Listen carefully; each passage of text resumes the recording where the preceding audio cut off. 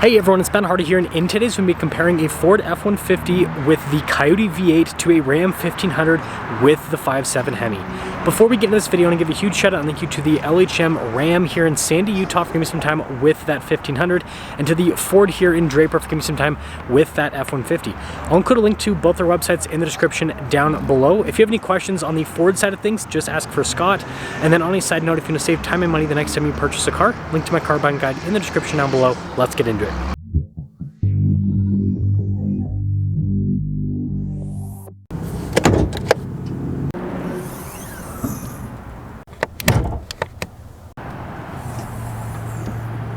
Under the hood of the F-150 is a naturally aspirated 5-liter V8 that goes through a 10-speed automatic transmission. Fuel economy is 16 around town and then 24 on the highway, with power outputs being 400 horsepower and then 410 pound-feet of torque.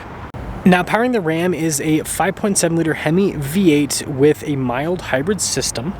Fuel economy is 18 around town and then 22 on the highway. It goes through an 8-speed automatic transmission, and it puts out 395 horsepower and then 410 pound-feet of torque. Now, before we move forward with this review, I do want to mention, if you want to see more videos just like this, then I recommend you subscribe because I post content every single day. So starting with the F-150, with this refreshed F-150, the biggest change is actually the headlight cluster. You can see with the grille as well as the Ford logo, how they've changed that. We actually have fog lights here with this F-150. You also have recovery points as well. And this one's an XL, which is basically a work truck. And then the Ram over here is a tradesman, which is also basically a work truck. But you notice with the Ram, no recovery points, no fog lights, interestingly enough. But yeah, let me know which front end design you like more with both of the trucks. Now around the side here with the Ford, our turn wheel setup is 265/70/17 on the front and over in the rear. You can see with the wheels, you got silver there for the coloration. And then we have our XL badge there. This one's a Super Crew, for those of you that are wondering. And then here's your full side view there with the F-150. Now with the Ram, our turn wheel setup is 275/65/18 in the front and over in the rear. And you can see here with the wheels, again, silver there, and then you got that 1500 Hemi e-torque badge. This one's the quad cab configuration, and I'll take a few steps back so you guys can see the side profile with the Ram. Now the Ford utilizes leaf springs, whereas the Ram has a coil suspension setup, so that's a big difference. And then taking a look at the key fobs, they're pretty much identical with the functionality, but something to note, the Ford, you do have to put the key into the dash, whereas the Ram has a push button. Now, both of these trucks actually have 6.5-foot beds, which is pretty cool. Now, something to note, the Ram's tailgate is dampened, so it slowly lowers down when you open it up. No bed line or anything like that. And then lifting up, it's pretty easy. With the Ford, you can see the same thing. Not a lot happening, just quite a bit of bed space. With this tailgate, it's actually a little bit heavier on the Ford, but not by much. And then finishing things up with the Ram, you can see I've gone for like kind of a blacked out theme. I do have some chrome badging there, obviously, but everything's all blacked out, whereas the Ford's kind of more traditional with the chrome bumper and all of that. And the new taillight design on the Fords definitely looks interesting. I like how both of them have the exhaust tips poking out the side there. Not trying to be sporty at all, which is cool. But yeah, let me know which exterior you like the most. Now, with the quad cab here on the Ram, legroom's not going to be as spacious, but I do love these seats in the Ram. I think these are the nicest cloth seats you can get in any pickup truck, just really comfortable. And more basic with the door panel design. Again, it's a work truck. Now, chilling in the F-150, obviously a lot more room because of the crew cab configuration. These seats are nice, just not as comfortable as the Rams. And again, basic with the door panel because, well, work truck. And let's rev up those engines. Starting up with the Ram Hemi. Nice sound with the door. Front two windows are actually automatic, which is nice, and you can see with the mirrors. Also, forgot to check payload. So on the Ram, 1,841 pounds of payload. That's actually a pretty dang solid payload capacity. But anyways, with the steering wheel, you got controls for cruise control, gear limiter, controls for center, partially analog, partially digital, gauge cluster digital as in tiny little screen there. And you do have a backup camera. But again, little screen. It is a touch screen, but they keep things small here. And then you can see we've got our little climate control set up there, single zone climate, 2-speed transfer case. We've got auto stop start as well. You can turn that on or off. You got some charging ports, trailer brake controls, tow haul mode. So it's got all the stuff you need. And then it does have a bench seat configuration, which is always a nice thing. You got storage above the glove box, and then you have the glove box that's lockable. And then this actually has a power sliding rear window, which is another nice feature. Now with the Ford, we gotta put the key in the dash. It's a little bit different. But before we close the door, let's check the payload on the Ford here. 2,055 pounds of payload capacity. Good gravy. Anyways, with the windows, those are both automatic. You can see blind spot monitoring with the mirror. And then with the steering wheel, man, that lighting's horrible. Basically practical controls here, as you can see. Cruise control, volume controls, all of that. See, turn signal, windshield wiper stock. Good old-fashioned column shifter here on the Ford. Full digital gauge cluster now with the XL as standard. And then fiddle, this column shifter's like, there we go. I was like, it was locked out. That was weird. Is that reverse now? No, let's drive. There we go. We got reverse. We got the backup camera, bigger view compared to the Ram. Really good resolution. Man, I don't know why that column shifter feels so weird. I've never had that with an F-150 before. Anyways, as for the rest of the infotainment system, response time is quick. You got that shortcut bar there on the side.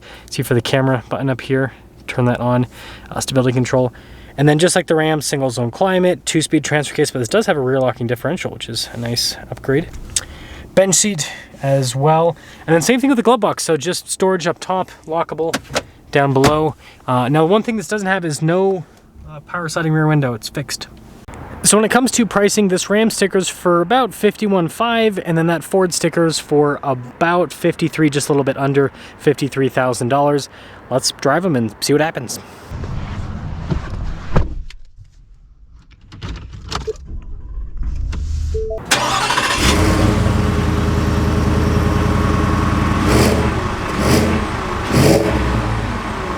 Let's talk about visibility before we set off. Here's visibility over the hood. Both the mirrors do a blind spot monitoring.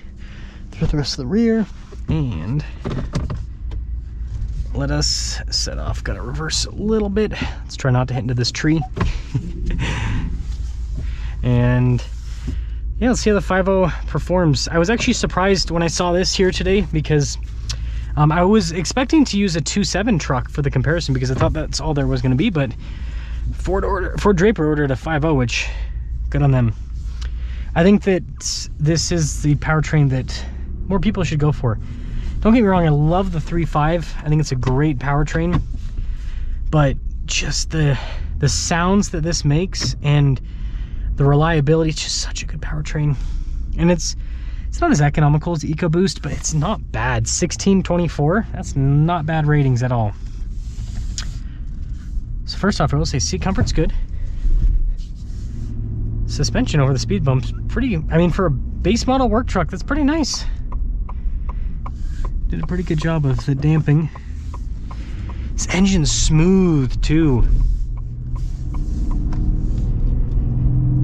Yeah, listen to that. Okay, I'll be quiet so you don't have to hear my voice. You can just listen. Just get the rumbles. When we get our full acceleration in a little bit, you guys will be able to hear a little bit more of the glory of this powertrain. But oh man, it's such a clean sound. It's really cool what they've done here. And this truck drives well. I mean, the suspension's pretty dang comfortable. Seats are, you know, not the most comfortable in this segment, but they're good enough. Like, they're not uncomfortable by any means. They're comfortable enough. And it just drives well. And you know, wind noise is not too bad. Like, it's pretty decently insulated. It's a nice experience overall. It's a nice experience overall. And it's easy to drive. You know, this is the bigger cab and the longer bed. And it's not like, oh man, I feel like I'm driving an HD truck. It still drives like a half ton. It's still easy. Well, let's hear that 5.0.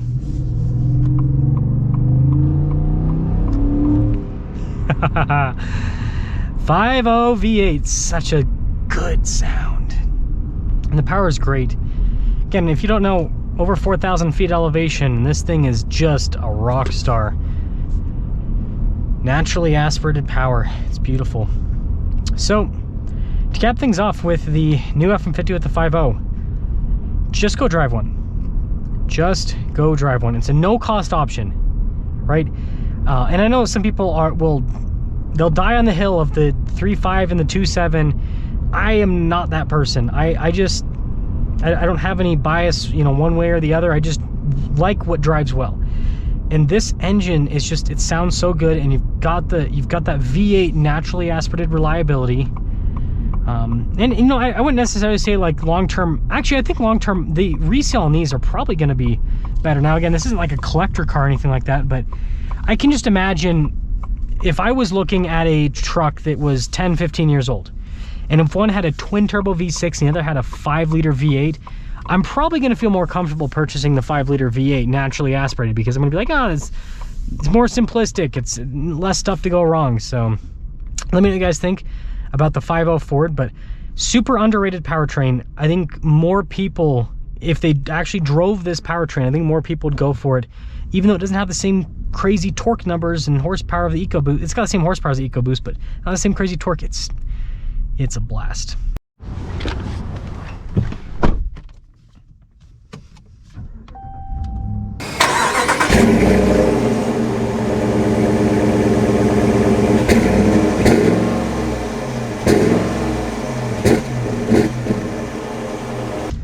Well, let us set off in the Ram here, back to back with a 5.0 F-150. And I should mention, I think I've mentioned this in some other videos, but I'm on a truck search, quote unquote truck search.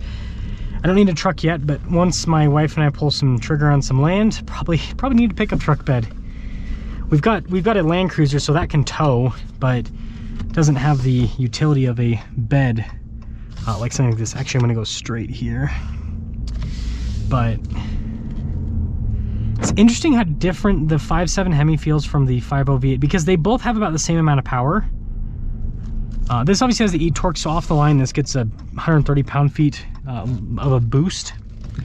But yeah, it's just interesting to feel the difference. I think a big part of that's the axle ratio. With a lot of the Rams, they'll, you know, dealerships will order them out with a 3.92 axle ratio. With a lot of the Fords, usually they usually have a 3.73, and so sometimes a 3.55 as well.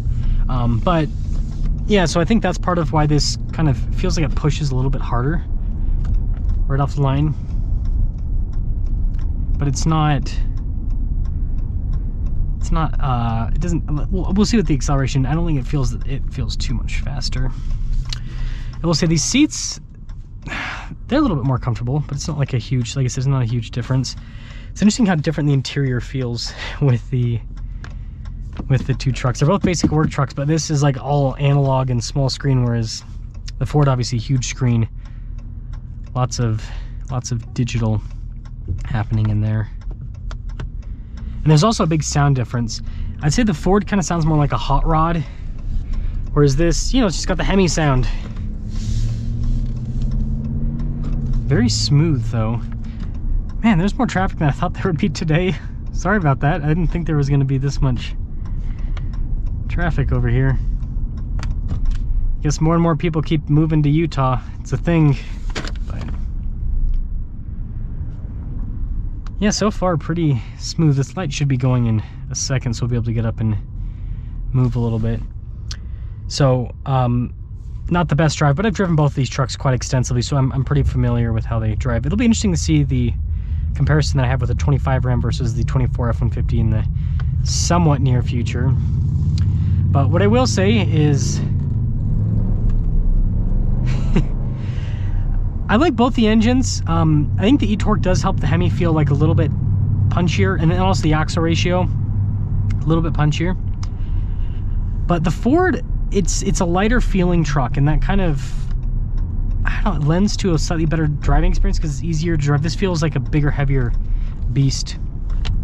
So it's just different. It's just different. I think that's a good way to put it. So all in all, I think they're both good engines. I don't think you can go wrong. If you're going V8, I don't think you can go wrong. Let me know which truck you'd pick though, whether it be the F-150 or the Ram. But I mean, I think with this comparison, I'm going to give a slight win to the F-150 just because long bed with the bigger cab, and it's not that much more money. It's just a little bit more. If it was way more money, then I'd be like, oh, Ram all day. But it's not that much more money for what I would say is more practicality, and it has higher payload. I think that's something that Ram should really work on improving is their payload capacity. This is still a good payload, 1,800 pounds. That's a lot of payload. But 2,000 pounds. Hemi power though, Hemi power is fun.